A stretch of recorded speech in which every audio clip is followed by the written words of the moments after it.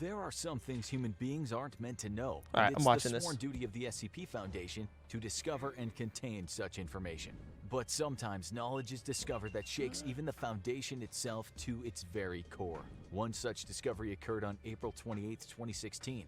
That night, SCP-2935 made itself known to the Foundation personnel. To this day, the exact nature of SCP-2935 is a mystery that even the Foundation's brightest minds can't completely understand. Everything we know about SCP-2935 today comes from 3 doomed missions to the anomalous zone's interior. This is the story of those infamous expeditions. The nightmare began around 5 a.m. when SCP Foundation Site-81 in Bloomingdale, Indiana, intercepted a distorted radio signal.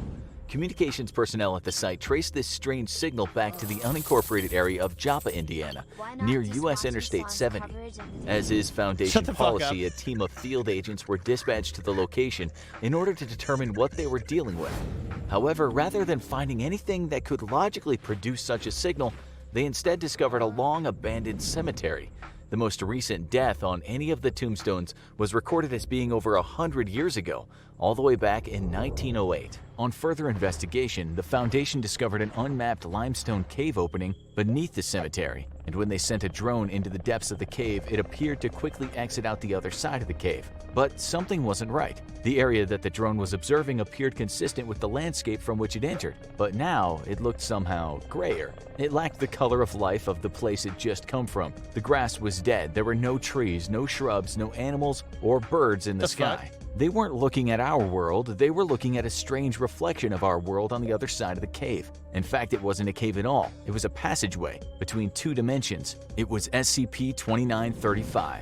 Just then, they were able to unscramble the distorted transmission they'd been receiving. It went as follows. This is an automated emergency broadcast from the SCP Foundation and your national government. One or more of our sites is experiencing a communication breakdown, likely due to a containment breach of unknown magnitude. All citizens are ordered to stay in their homes as containment teams work to secure the breach. This message will broadcast from April 20th, 2016 until... At that point, the message would cut and repeat, as it had for 8 straight days. The message source? Site-81, but not this Site-81. The SCP Foundation was receiving an emergency distress signal from themselves in another dimension, a bizarre event that even the Foundation had never experienced before. Field agents were terrified by the implications of what they just heard and contacted Site-81 Command to request additional units. The Foundation wished to fully understand this anomaly as quickly as possible due to the potential threat it could pose toward the Foundation, so they dispatched Mobile Task Force Epsilon 13, codenamed Manifest Destiny, to perform the first of 3 manned missions into the heart of the anomalous zone. The first exploratory mission into SCP-2935 was codenamed Gauntlet and consisted of a 4-man team fitted with full hazmat suits and direct video and audio links to Mission Command. The team was led by a field operative known only as Agent Juno. His subordinates were Agents Kale, Devon, and Underwood. Their directive was to gather samples and survey the area positioned directly around the insertion point, meaning the other cave mouth of SCP-2935.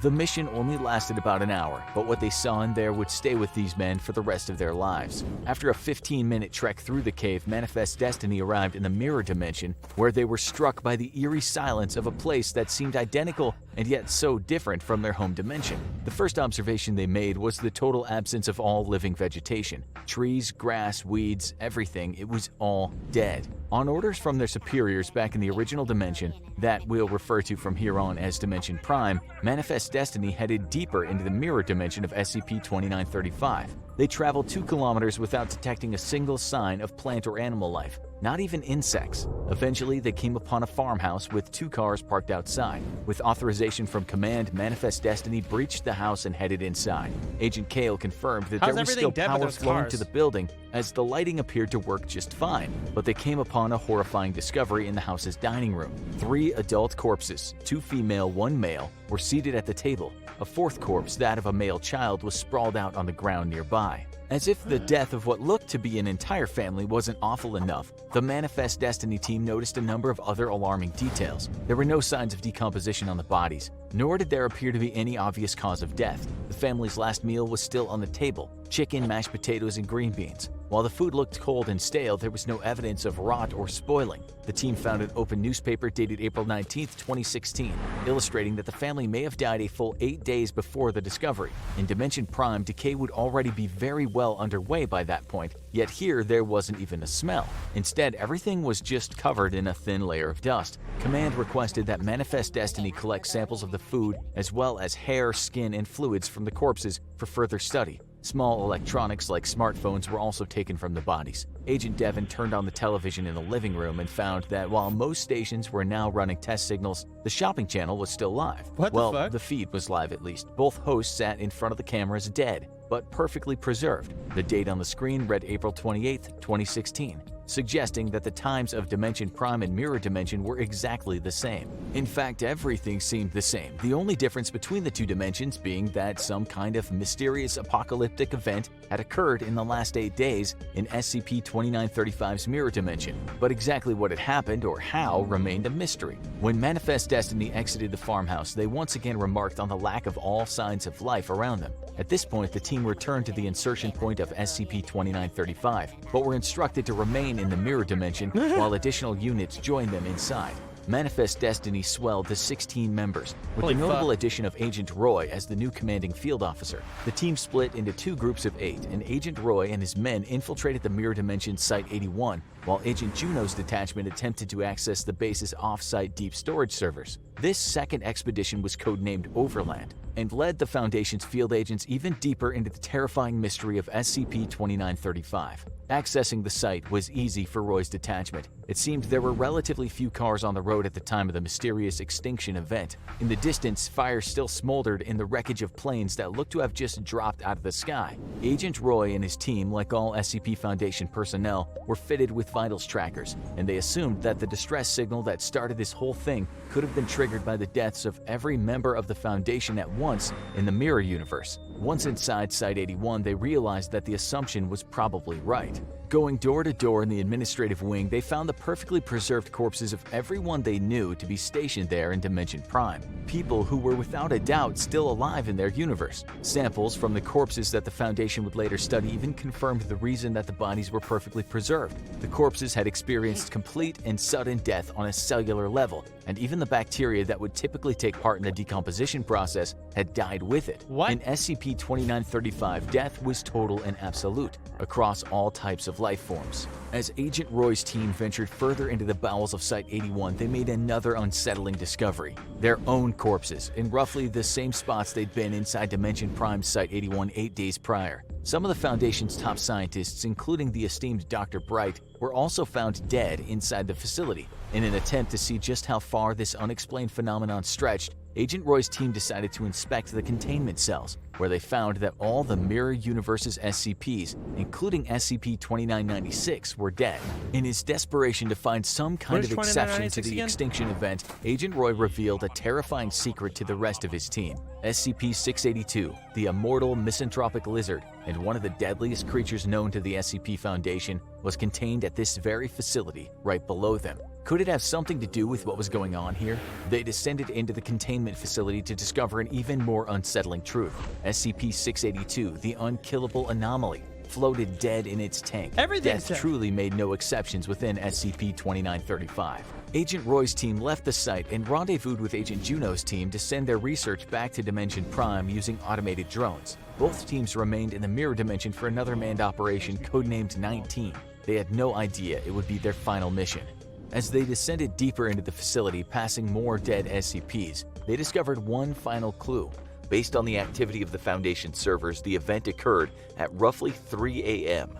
While underground in SCP-2935 Site-81, the team accidentally activated the base's on-site nuclear weapon, a failsafe meant to be detonated in the case of an emergency containment breach. Due to the base's failsafe protocols, every member of the Manifest Destiny team was locked and sealed inside Site-81. They, along with everything else, were incinerated in the nuclear blast. Once again, the mirror universe inside of SCP-2935 was lifeless. But that isn't where it ends. When the automated drones returned out of the SCP-2935 cave to the field operations in Dimension Prime, they were in for their own horrifying discovery. None of the footage or information gathered from SCP-2935 illuminated how or why the extinction event occurred. Everyone and everything simply dropped dead at the exact same moment. Nobody was aware, nobody was prepared. Death came suddenly and silently, and none were spared. All the Foundation on Dimension Prime were left with was a message from one of the agents from Manifest Destiny, Agent Keller. His final message was, "I don't have any answers. I don't think there are any. I'll do this one thing and hope that fixes it. Seal it shut. You've got to lock it in here with us. I'm sorry." The Foundation were at first confused by this until they discovered a final encrypted audio log buried in the files recovered from the Mirror Universe's Site-81. It was a message from Keller himself, but not the Keller from Universe Prime. In this message, Keller described the Foundation in the Mirror Universe receiving the exact same distorted transmission that they did a few days earlier from a cave in Joppa. When he and the others were dispatched inside, they discovered the same lifeless post-extinction event world that was now so familiar to the Foundation command. But there was a key difference. This wasn't the mirror dimension they'd just been studying, but a third, entirely different dimension. In his haunting final words, Mirror Dimension Keller admits that whatever caused the event in that third dimension, an entity in that mirror dimension Keller believed this was the specter of death itself and had followed him back into his world, and history had repeated itself. SCP-2935 was the passageway through which absolute death could pass from dimension to dimension, and our dimension was the next in line. The deaths of Manifest Destiny may have saved our entire universe, as anyone passing back through the cave had the potential to bring death itself back with them.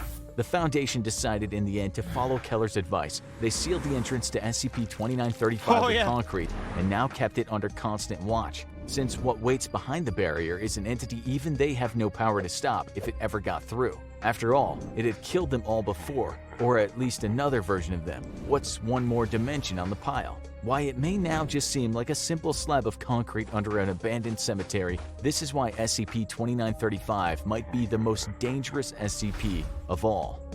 Yeah. If someone goes in there and actually comes back, they kill the entire fucking world. Jeez Louise. Okay. Give me another one.